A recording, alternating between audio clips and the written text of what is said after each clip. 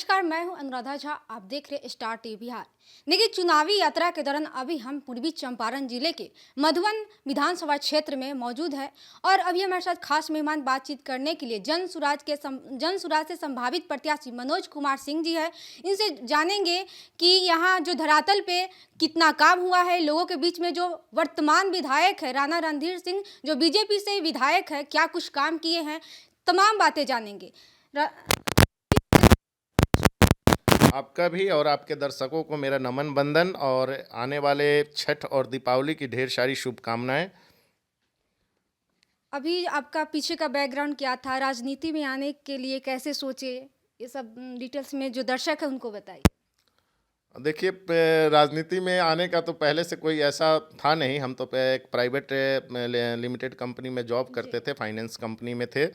और कुछ समय बाद जो है हम गांव में, चूँकि मुझे गांव अच्छा लगता है, तो गांव में जब हम रहने आए तो लोगों ने यति किया कि कहीं ना कहीं जो आप सामाजिक काम में प्रेरित हैं, ही समाज सेवा में लगे ही रहते हैं, तो आप एक पद लीजिए। तो मुझे ये अच्छा लगा कि मैं किसी के नाम से अप्रोच करके किसी अफसर के पास जाता हूं तो क्यों ना क्यों जो है एक अपना नाम हो। तो मैंने यहाँ पे पहली बार जिला परिषद का चुनाव लड़ा जी। यहाँ से बीजेपी के वर्तमान विधायक है राणा रणधीर सिंह, क्या कुछ काम किए हैं धरातल पे महिलाओं के लिए, सड़क नाले, क्या काम किए हैं? देखिए, उनके काम के रूप में देखना चाहेंगे तो कुछ भी काम नहीं है। उन्होंने अपना विकास किया है, अपने 2-3 लोगों का विकास किया है और उसी विकास को वो समझते हैं कि मैंने बहुत सारी विकास कर दी है। तो उनका विकास कुछ भी नहीं है। आप केवल उनका एक दायित्व तो रहता है कि वो सोचते हैं कि रोड बना देना, बिजली ला देना, ये हमारी एक बहुत बड़ी है। हमने जनता पे बहुत बड़ा एहसास किया, ये हमने काम किया। लेकिन नहीं, कहीं ना कहीं जो है उनको ये अभी तक पता नहीं है कि जो है जनप्रतिनिधि का मूल काम क्या है। उसका 50% वो नहीं जानते हैं। अपने आप को बहुत शिक्षित बताते हैं और लेकिन अधूरा उनको ज्ञान है। बड़े बड़े बातें कर रहे हैं कि हमने ये काम किया है, वो काम किया है। काम किया है उन्होंने। इंदिरा इंदिरा मैंने यहाँ जो है लूट मचा के, जो सरकारी तंत्र के तरफ से लूट मचा के रखवा दिया गया है, उन्होंने अफसरों के लिए काम किया है। जो भी यहाँ अफसर आया है वो मालामाल होके गया है, चाहे वो प्रधानमंत्री योजना हो या कई सारी जो जितनी भी यहाँ योजनाएं चली हैं उनमें अच्छा उन्होंने लूट कराया है। और ये उनका काम है। रोड बनाया है उनमें उन्होंने कई लोगों को जो है मैं एक तो अपना उन्होंने अच्छा कमीशन वसूल करते ही हैं, साथ साथ में जो है मतलब खुली छूट रहती है। जो भी ठेकेदार होते हैं वो मेंटेनेंस 5 साल तक करते नहीं हैं। तो ये उन्होंने काम किया है। इनका विकास है, विकास की गंगा तो ज़रूर बह रही है, लेकिन जब आप जाएंगे तो रोड पे गड्ढे के रूप में आप जिस जगह पे बैठे हैं, संजोग से आप आए भी होंगे तो आपने उस रोड की स्थिति देखी होगी। यही है उनका विकास। और थोड़ा आगे अगर मैं कहूँगा, आपसे रिक्वेस्ट करूँगा कि आप जिस रोड से आए हैं उससे आधा किलोमीटर का सफ़र आप तय कर लीजिए, देख लीजिए, उनका विकास यहाँ भी दिखेगा।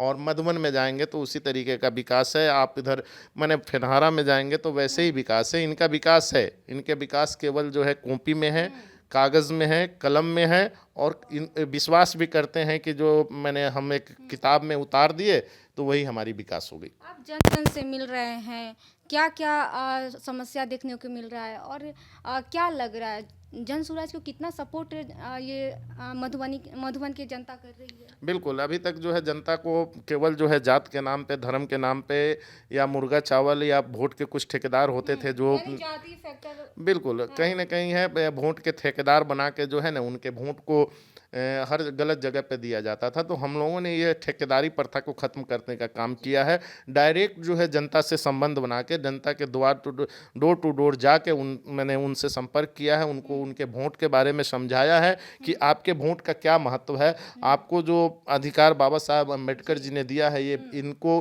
कहीं पैसे से तौला नहीं जा सकता है। इनका इसका कीमत कोई 5,000, 50,000 या 5 लाख रुपया नहीं लगा सकता है। आप एक वोट का ही शक्ति है जो आज प्रधानमंत्री से लेकर मुख्यमंत्री से लेकर बड़े बड़े लोग आपके पास किसी न किसी रूप में आपके द्वार पे ज़रूर आते हैं, मांगने आते हैं।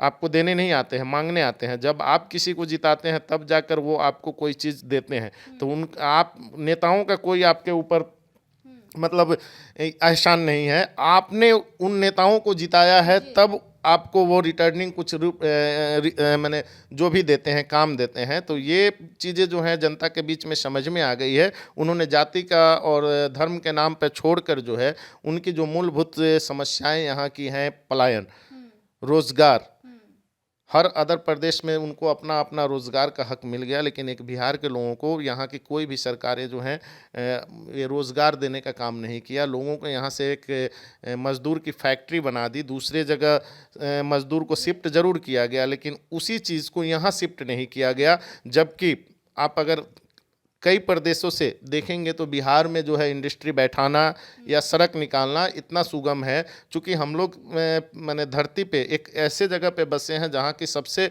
मतलब समतल भूमि के रूप में माना जाता है इसको। तो यहाँ इंडस्ट्री का डेवलप करना, मैन पावर भी यहाँ ज़्यादा है। अगर आप जो व्यक्ति दिल्ली जाकर यहाँ से 30,000 का काम कर रहा है, उस व्यक्ति को यहाँ अगर आप 15,000 और 10,000 रुपये देते हैं, तो एक इंडस्ट्रीज जो लगाते हैं उनको भी एक एम्प्लाई पे अगर 10,000 बचत है, अगर लाखों एम्प्लाई यहाँ वर्क कर रहे हैं, तो समझिए कि कितना का साल में बचत हो सकता है।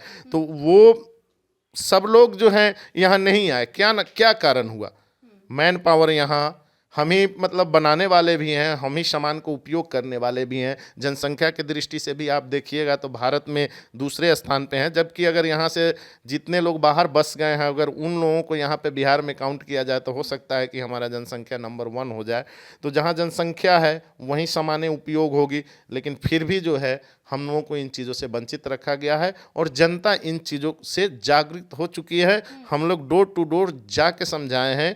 एक महिला को आप जाएंगे तो गुजरात में वही साड़ी 70 से 100 रुपये में मिल जाती है, वही साड़ी बिहार की महिलाओं को 400 से 500 रुपये में उपलब्ध होती है। तो अगर वो फैक्ट्री हमारे यहाँ होता, काम करने वाले भी बिहार के ही लोग हैं, तो काम करने वाला अगर वही फैक्ट्री यहाँ होता तो उन महिलाओं को जो है वही सामान 100 रुपया में यहाँ भी उपलब्ध होता। तो लोग जाग रहा है। आप लोग बार बार प्लान पे बात करते हैं, लेकिन जो सत्ता पक्ष है वो तो कह रही है कि जो डॉक्टर से इंजीनियर वही बस प्लान कर रहे हैं।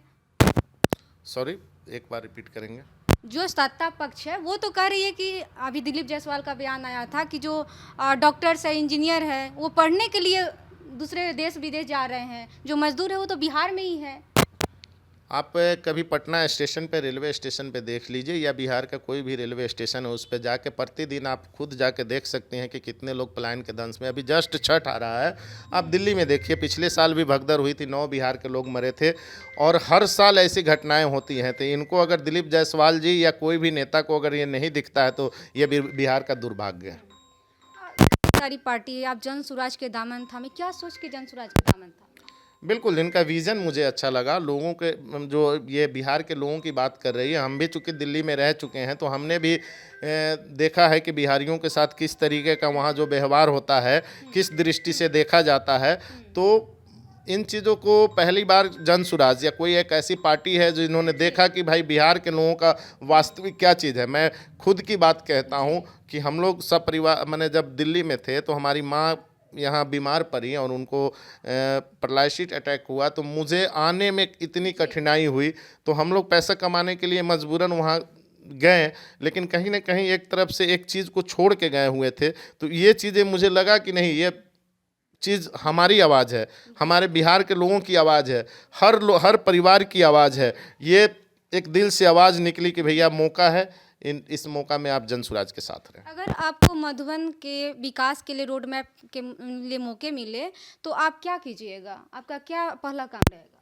बिल्कुल, सबसे पहला काम होगा कि जितने भी अलोक ब्लॉक इन सबों में घूसखोरी है, उन चीज़ों को बंद कराया जाएगा। इस तरह से अभी बिहार के जो युवा है, खासकर जो युवा है, वो बदलाव तो चाहते हैं लेकिन वो आगे बढ़ने से डरते हैं, तो इसे आप कैसे? बिल्कुल, कहीं ना कहीं ये जन स्वराज यही तो कर रही है कि लोगों को जगा रही है, बिहार के युवाओं से लेके हर चीज़ को, कि भाई आप अगर दिल्ली पंजाब में जाकर रिस्क ले सकते हैं तो यहाँ भी तो रिस्क ले सकते हैं। पूर्व में भी अगर सरकारें चाहती तो यहाँ रोज़गार दे सकती थी, लेकिन उन्होंने देने का काम किया नहीं, लोगों को आपके पूंजी का पलायन बाहर किया। तो युवाएँ जो है इन चीज़ों को समझ रहे हैं, और उनको जो उपेक्षित किया गया है यहाँ के लोगों को, मैंने जो सरकारें उपेक्षित किए हैं उसको जाग रहे हैं। अब सबसे ज़्यादा अब युवा ही जागृत है यहाँ पे। खासकर युवा और महिला के लिए आपका क्या विजन है? बिल्कुल, महिलाओं का सशक्तिकरण होना है, और ये जन स्वराज का विजन ही है कि मैंने जो उनको 1 से 5 लाख रुपए बिल्कुल कम ब्याज पे, नाम मात्र के ब्याज पर जो उनको पैसा दिया जा रहा है, वो महिलाओं का, जब तक महिलाओं का सशक्तिकरण नहीं होगा, मेरा भी मानना है कि जहाँ भी महिलाओं को उपेक्षित किया गया है वो बैक हुआ है। और बिहार राज्य में तो खास करके महिलाओं को उपेक्षित किया गया था, ना यहाँ किसी महिला को रोजगार है। अगर कोई महिला अगर काम भी करना चाहती है तो गांव में आप देखेंगे कि एक सोहनी और रोपनी जो होता है वो 4-5 दिनों का काम होता है, उसमें भी उनको 100 रुपये बनिहारी मिलता है, मतलब जो मजदूरी है 100 रुपये मिलता है, उसमें कुछ नहीं होता है। बाहर में आप जाएंगे तो महिलाएं अपने घर पे कहीं ना कहीं कुछ ना कुछ छोटा छोटा काम करके कोई मतलब हल्का छोटा छोटा काम करके 500-700 रुपया डेली कमाती हैं। तो ये चीज़ें जो हैं कहीं ना कहीं भी जब महिलाएं सशक्त होंगी तभी आपका घर मजबूत होगा और बिहार का पलायन रुकेगा। तमाम जीविका दीदी ट्रांसफर हुआ है, जीविका दीदी को आबादी किसके साथ है? आप एक चीज़ है कि कहीं ना कहीं वो महिलाएं जान रही हैं कि ये 10,000 रुपया देकर हमको छलने का काम किया जा रहा है। यहाँ जो है एक बार 10,000 रुपये 5 साल में उनको देने का काम किया गया है, मतलब वो भी वोट के समय में। जबकि यहाँ जन सुराज का विज़न है कि भाई हर महिला को हम 10 से 20,000 रुपये हर महीने दें। हम उसको इस तरीके से सशक्त करें कि उनको 5 किलो फ्री अनाज की ज़रूरत नहीं पड़े, 125 यूनिट बिजली की फ्री ज़रूरत नहीं पड़े। उनको हर महीने अगर किसी व्यक्ति के किसी हर परिवार में अगर 20 से 25 हज़ार का रोज़गार आप दे देते हैं तो ये 5 किलो अनाज वो देंगी, उनको लेने की आवश्यकता नहीं पड़ेगी। वो 10,000 में कुछ होने का है नहीं।